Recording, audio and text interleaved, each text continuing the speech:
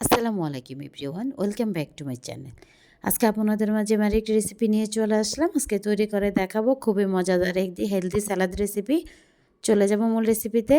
আমি এখানে নিয়ে নিচ্ছি একটা ক্ষীরা নিয়ে নিচ্ছি। ক্ষীরাটা ভালো করে আমি ধুয়ে নিয়েছি। এখন ক্ষীরাটাকে আমি ছোট ছোট পিস করে কেটে নিব। চাইলে কিন্তু এখানে আপনারা শসাও ব্যবহার করতে পারবেন।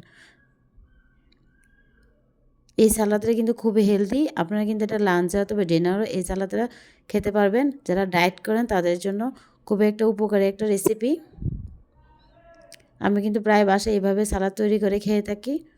তারপরে আমি এখানে দিয়ে দিচ্ছি একটা টমেটো। টমেটোটা আমি ভালো করে ধুয়ে ছোট ছোট করে কেটে নেব। আমার কেটে নেওয়া হয়ে গেছে। এখন সালাদগুলো একটা বাটিতে উঠিয়ে নিচ্ছি। তারপরে আমি একটা বাটি নিয়ে নিচ্ছি। তারপরে এখানে দিয়ে দিচ্ছি 1 টেবিল চামচ আদা এবং রসুন কুচি। তারপরে এখানে দিয়ে দিচ্ছি হাফ টেবিলের থেকে একটু কম গোলমরিচের গুঁড়ো। তারপরে এখানে দিয়ে দিচ্ছি সরিষার তেল 1 টেবিল চামচ। চাইলে কিন্তু আপনারা সরিষার তেলের পরবর্তীতে অলিভ অয়েলটা ব্যবহার করতে পারবেন। এখন তারপরে আমি এখানে দিয়ে দিচ্ছি 1 টেবিল চামচ লেবুর রস। লেবুর রসটা দিয়ে ভালো করে আমি একটু মিশিয়ে নেব। তারপরে আমি এখানে দিয়ে দিব ছোট সাইজের 2টা কলা।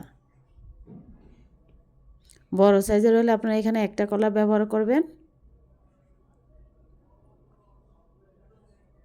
তারপরে আমি এখানে দিয়ে দিচ্ছি আগে থেকে যে আমি ক্ষীরা কুচি করেছিলাম, ক্ষীরা কুচিটা দিয়ে দেব। তারপরে টমেটো কুচিটাও দিয়ে দেব। তারপরে আমি এখানে দিয়ে দিচ্ছি আগে থেকে সিদ্ধ করা একটা ডিম। ডিমটাকে আমি ছোট ছোট করে কেটে নিচ্ছি। আপনারা কিন্তু এই সালাদ থেকে প্রোটিন এবং মিনারেল এবং ক্যালসিয়াম দুটোটাই পেয়ে যাবেন।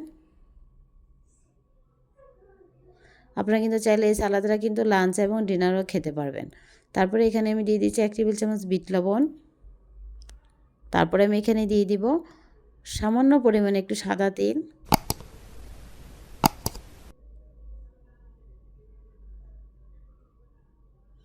তারপরে আমি এখানে দিয়ে দিচ্ছি হাফ কাপের থেকে একটু কম চীনাবাদাম। চীনাবাদামটা আমি একটু ভেজে নিয়েছি। এখন সবগুলো উপকরণ একটা চামচ দিয়ে ভালো করে মিশিয়ে নেব। সবগুলো উপকরণ ভালো করে মিশিয়ে নিলে তৈরি হয়ে যাবে খুবই মজাদার একটি হেলদি স্যালাদ।